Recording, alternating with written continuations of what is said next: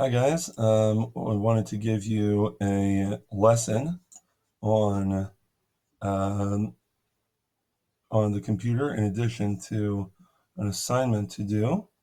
So let's go. Okay, so here we go. We're learning about square roots. A square root of a number is a number that, when multiplied by itself, equals a given number.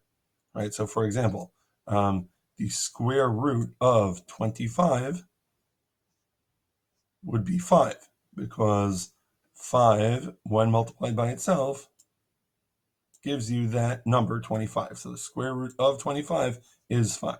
Okay, every positive number has a positive and a negative square root. That's something that we haven't really discussed, and we'll see that down here. Okay, a perfect square is a number with integers as its square root. So like we said, 25 would be a perfect square since its square root is 5, a whole number, right? Now, we said that there are positive and negative square roots, which is something a little funny. So let's see what that means. Okay? Square roots of a perfect square, okay? Two numbers, any number when multiplied by itself, that gives you 49, right? So find the two square roots of 49. So I know 7 times 7 is 49, but, and we learned this in the beginning of the year, multiplying negative numbers. When I multiply two negative numbers together, I get a positive number. So that means there's actually two square roots of 49, positive 7 and negative 7. Okay, the square roots of 49 are 7 and negative 7. Okay, now obviously if you multiply 7 and negative 7, you'll get negative 49. So that's not what we're talking about. We're talking about multiplying one number by itself. So either 7 times 7 or negative 7 times negative 7. Okay, this symbol, that thingy, check mark line thing, is called a radical sign. It's used to represent a square root. The number under the radical sign is called the radicand. Okay, so the square root of 16, if we're looking for the positive square root of 16, is positive 4. The negative square root, you put the negative sign outside of the radical sign. So the negative square root of 16 is negative 4. And if we're looking for both the positive and the negative square roots, you'll see this combo plus minus sign, and then the radicand, and then the radical sign. So both square roots of the positive and negative square roots of 16 are positive 4 and negative 4. Okay, that's what that represents over there. Okay. When it comes to basic numbers, what's the square root of 25? 5 squared is 25. So the positive square root of 25 is 5, and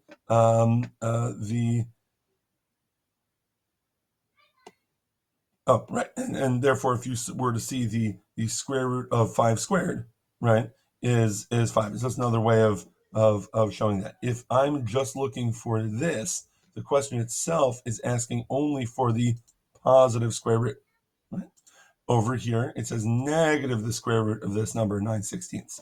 Since the negative sign is outside, I'm only going to find the negative square root. Right? Now, hold up. How in the world am I supposed to find the square root of a fraction? That looks nauseating. Don't worry about it. What's the square root of the numerator? 3. What's the square root of the denominator? 4. Right? 3/4 times 3/4 gives me 9/16. So the negative square root of 9/16 is negative 3/4. All right? And down here, it's a decimal, but don't freak out. The positive and negative, right, both square roots of 2 and 25/100ths, right? So what's the square root of 2.25? Whether you know or not, right? You can use your calculator. So let me call it my calculator over here, right? And most calculators will give you this button over here, right?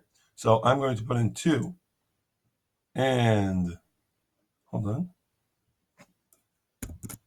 2/5. I'm going to click that. Square root of 2 and 25/100ths gives me 1 and 5/10. So the square root of 2.25 is 1.5. And 1.5 squared is 2.25. So both square roots of 2.25 are positive 1.5 and negative 1.5. Okay? We're going to scroll all the way down to the next part of the chapter. I'm going to ask you to do these questions. Questions 1, 2, 3, 4, 5, and 6 for Monday on paper. And we'll check your answers then. Okay. Top of the next page, squaring a positive number, so that's 5 squared, and finding a square root, what's the square root of 25, are inverse operations. Right? Remember that phrase, inverse operations. They undo each other. Right? You can use this relationship to evaluate expressions and solve equations involving squares. Okay, let's see what that means. So evaluating expressions involving square roots. So here's this expression, 5 times the square root of 36 plus 7, right? So before I start saying how in the world do I multiply a number by a radical symbol, hold up. This represents a number. What is the square root of 36? 6, right? 6 times 6 is 36. It's looking for only the positive square root. So 5 times the square root of 36 is another way of saying 5 times 6. Okay, obviously you're going to multiply first before adding, so you get 5 times 6 is 30, add 7, and your sum is 37. Okay, even if the expression is more, let's say, complex, like this one, it's going to work the same way, right? First things first, well, here's the expression on the left, right? I'm adding 1/4 plus the square root of 18 over 2. No problem. The square root of 18 is 18 over 2. That's another way of saying 9.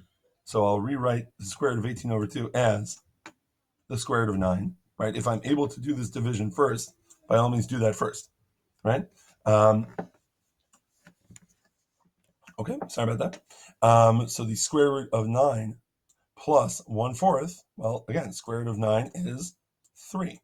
So 3 plus 1/4 is 3 and 1/4.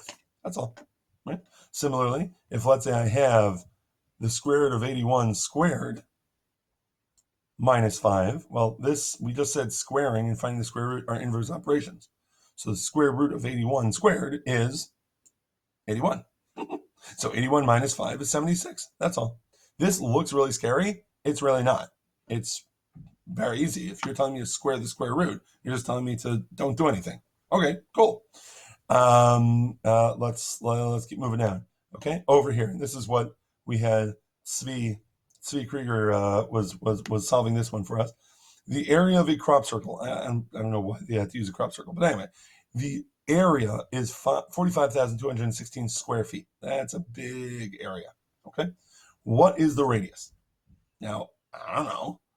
Well, I know this formula is true, that the area, in this case 45,216, is equal to pi times the radius squared.